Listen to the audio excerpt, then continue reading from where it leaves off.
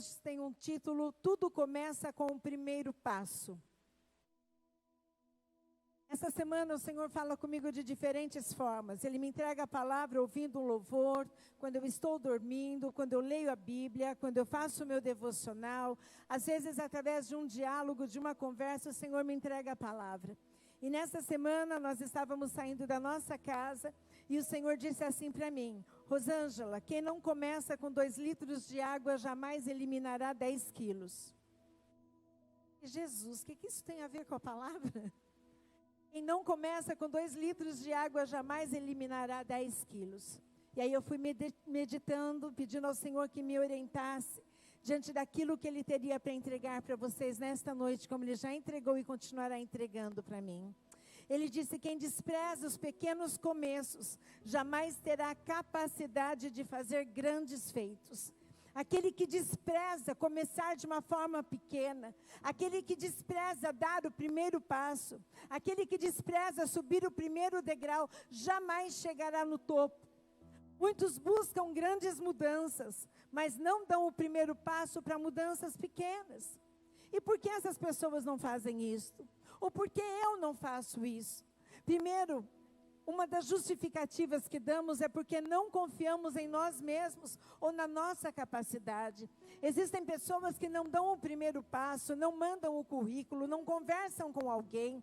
Às vezes tem uma dívida que considera impagável, mas jamais sentou na mesa do banco com o gerente para tentar renegociar a dívida.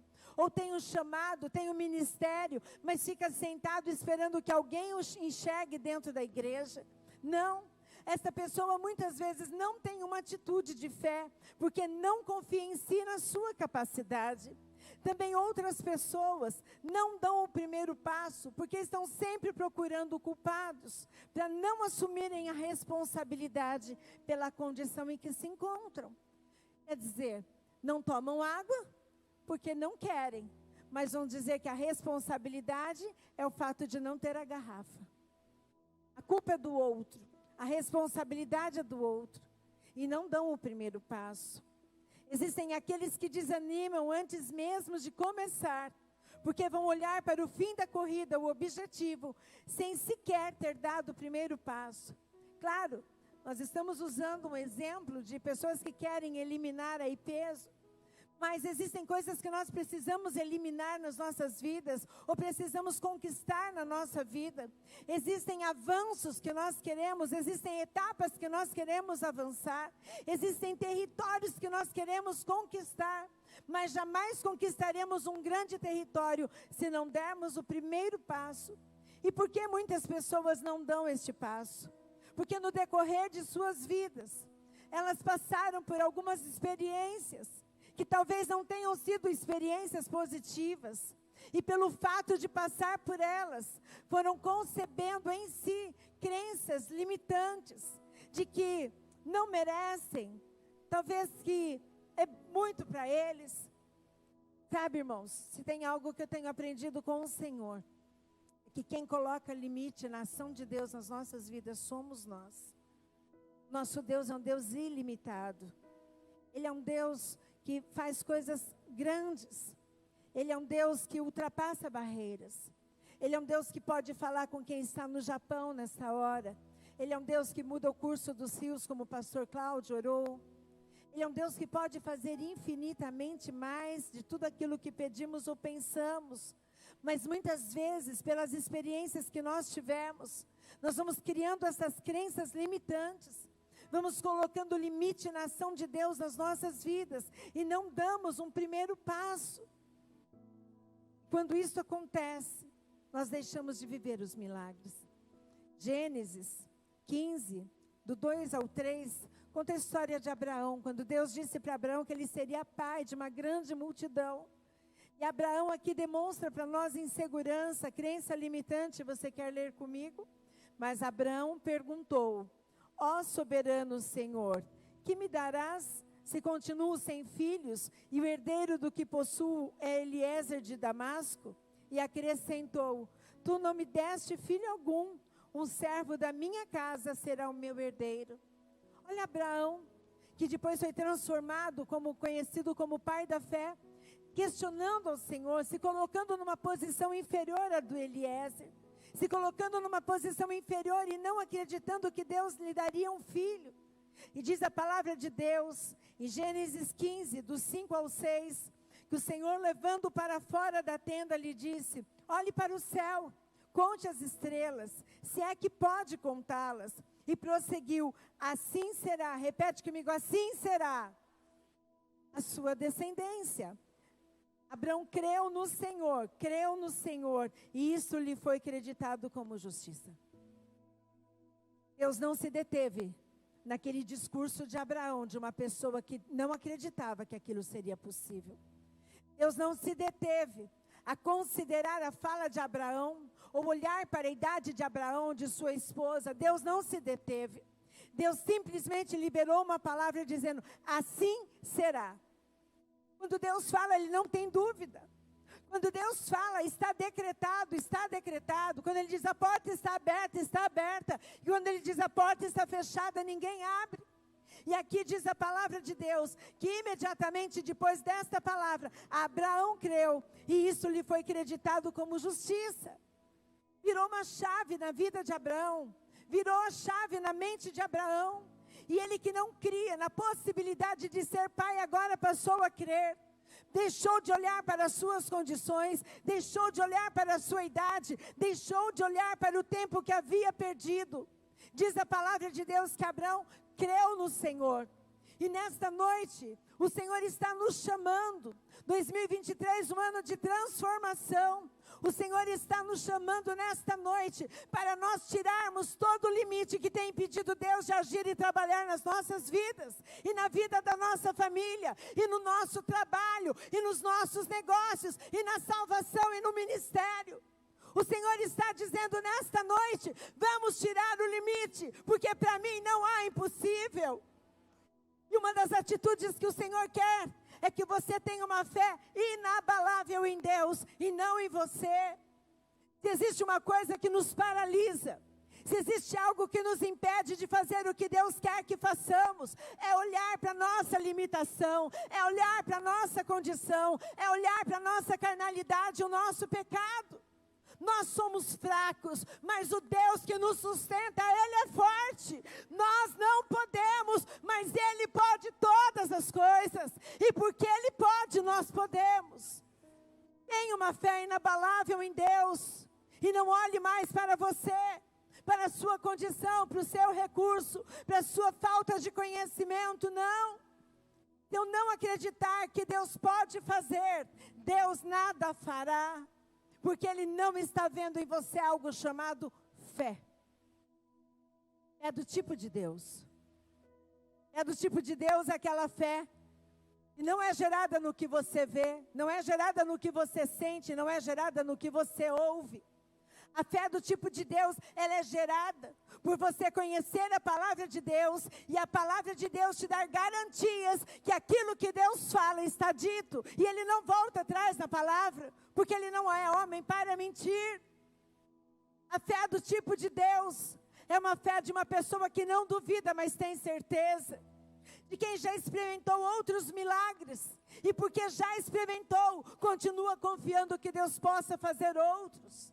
A fé do tipo de Deus é de quem conhece o caráter de Deus e sabe que Ele é imutável. Como está o teu nível de fé nesta noite? Se você pudesse engarrafar a tua fé, se você pudesse pesar a tua fé, qual seria o resultado da tua balança? Qual seria o resultado que você teria a apresentar hoje?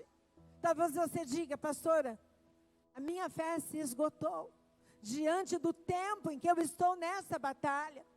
Pastora, é que a senhora não sabe a minha situação, não sabe aquilo que eu estou passando, não conhece a minha história. Eu não conheço a tua história, mas o meu Deus conhece a tua história. Eu não sei qual é a tua necessidade, mas o meu Deus conhece a tua necessidade. E aquele que faz a promessa é Ele, quem cumpre é Ele. Mas Ele precisa olhar em você e ver uma fé inabalável. Inabalável aonde, pastora? Na palavra dEle. Tiago 1, do 6 ao 8 diz: peça, porém, com fé. Vamos ler juntos? Peça, porém, com fé, sem duvidar, pois aquele que duvida é semelhante à onda do mar, levada e agitada no vento. Não pense tal pessoa que receberá coisa alguma do Senhor, pois tem mente dividida e é instável em tudo que faz. Uma pessoa que duvida, ele está dizendo, peça com fé. Tiago estava se referindo à sabedoria. Quem quer sabedoria, peça a Deus, que a todos dá. E depois ele diz, peça isso, mas com fé. Mas isso cabe para qualquer área da nossa vida. Pessoa que duvida, ela tem duas características. Uma, ela tem uma mente dividida.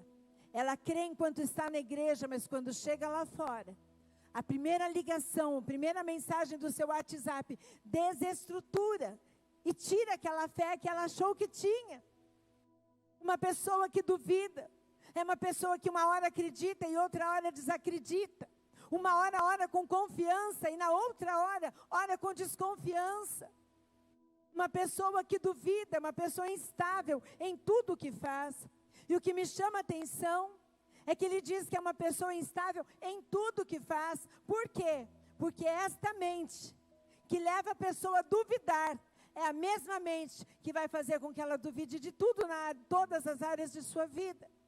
Uma pessoa que duvida e é instável, ela nunca dará o primeiro passo, porque ela já entra numa batalha achando que vai perder. Não dá o primeiro passo, muitas vezes porque quer ter a certeza que tudo dará certo. É uma pessoa que não termina o que começa. É uma pessoa que desiste com facilidade diante do primeiro obstáculo. É uma pessoa que olha para suas limitações e desanima. Uma pessoa que duvida, ela não tem firmeza. Ora ela aceita, ora ela não aceita. Ora ela faz, ora ela não faz. Ora ela dizima, ora ela não dizima. Portanto, o que o Senhor está dizendo nesta noite é que se existe algo que você necessita, se você precisa de um milagre em alguma área da tua vida, você precisa ter uma fé inabalável nele. E tendo uma fé inabalável nele, você deixará de duvidar, de ter uma mente dividida e deixará de ser uma pessoa instável. Você já conviveu com uma pessoa instável? Você já trabalhou com alguém instável? Você já liderou alguém instável? Você nunca sabe quando você vai poder contar com essa pessoa. Porque no dia que ela acorda bem, ela vai bem. Mas no dia que ela não acorda bem, o dia dela termina. As oportunidades terminam. Eu pergunto para você, o que tem gerado instabilidade em você? O que tem gerado desconforto em você? O que tem roubado a tua fé e a tua confiança em Deus? O diagnóstico médico? O advogado? O que tem roubado? A tua falta de recursos financeiros, o desemprego? O que tem roubado a tua fé? O que tem te deixado aí cambaleando?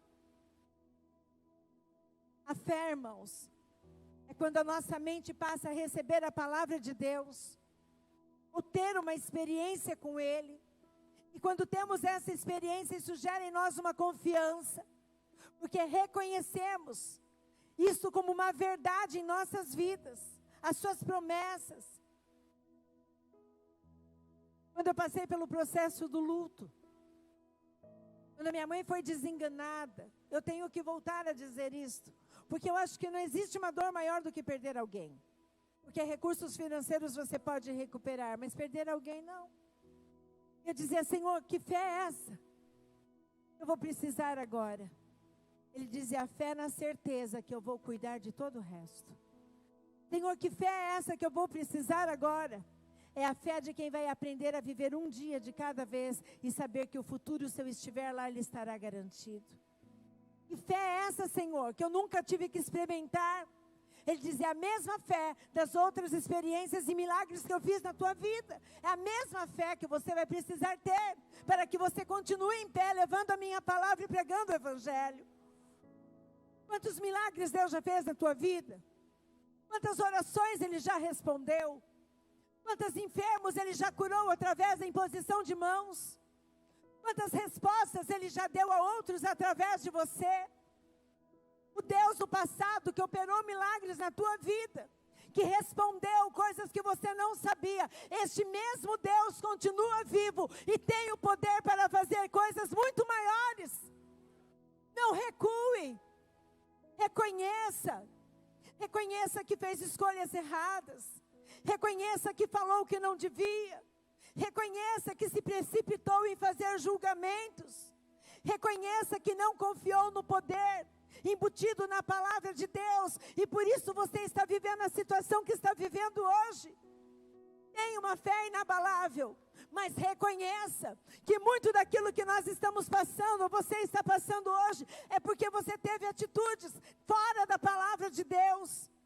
Assuma a responsabilidade, confesse a Deus, se arrependa, mas se reposicione. Se existe algo que me entristece, é quando alguém vem e confessa um pecado, e passa um tempo, essa pessoa continua subjugada ao pecado que confessou, ela continua aprisionada pela vergonha, pelo medo, ela continua aprisionada pelo próprio julgamento e pela própria falta de perdão. E eu digo, você já foi liberada, sua dívida já foi paga, continua caminhando, mas ela não consegue, porque a mente dela está dividida entre confiar em Deus, que Ele perdoa os pecados, e a acusação que ela mesma faz com ela. Irmãos, não existe pecado que o sangue de Jesus não possa lavar. Não existe história que o Senhor não possa mudar. Ele pode fazer todas as coisas. Mas Tiago 4:10 nos diz: humilhem-se diante do Senhor, e Ele os colocará numa posição de honra. Não é o outro que tem que te humilhar. Não é o outro que tem que te punir. E se alguém tem feito isto é da pessoa, não aceite como algo para você. Se alguém fala demais de você, isso é da pessoa, devolva para ela. E hoje eu ouvi um pastor Márcio Valadão dizendo: fogueira que não se coloca lenha, ela logo se apaga. Pare de colocar lenha na fogueira que estão acendendo. Pare de acreditar naquilo que as pessoas dizem e passe a confiar naquilo que o Senhor fala para você. Quando nós nos humilhamos, nós começamos a considerar o outro maior do que nós. Consideramos o poder de Deus superior à nossa capacidade. E a nossa dependência do Senhor aumenta quando nós nos humilhamos. Quando nós não nos humilhamos, pastora, orgulho, vaidade, a soberba tomam lugar. E aquele trono que era para que o Senhor estivesse sentado, sentamos nós. Somos juízes, somos advogados, julgamos, condenamos, nos julgamos, nos condenamos e invalidamos completamente o poder da palavra de Deus. Tomamos decisões, não consultamos a Deus. Fazemos escolhas erradas, não consultamos a Deus. Mas o Senhor nessa noite está dizendo para você: se reposicione. Olha onde você errou, aonde você falhou, mesmo sem querer. Olha a atitude que você tomou precipitada. Mas diante desta palavra, se reposicione e decida hoje dar o primeiro passo. Talvez o primeiro passo seja reparar o seu erro, desde que não piore a situação. Talvez o primeiro passo seja perdoar alguém ou se perdoar. Talvez seja criar novos hábitos. Que hábitos?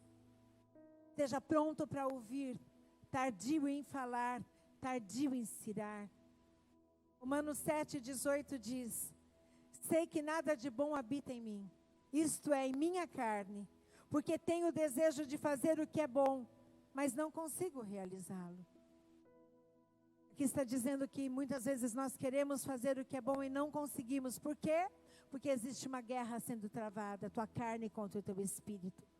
Tua natureza carnal contra a tua natureza espiritual. E você fica na dúvida. E você fica inseguro.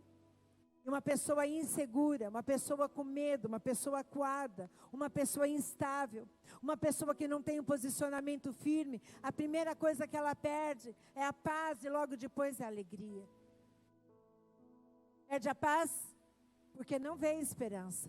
E perde a alegria porque não vê o resultado. Mas nessa noite o Senhor quer te dizer que Ele é o Deus da paz. Se você não tem paz, tome posse desta palavra. Ele é o Deus da paz.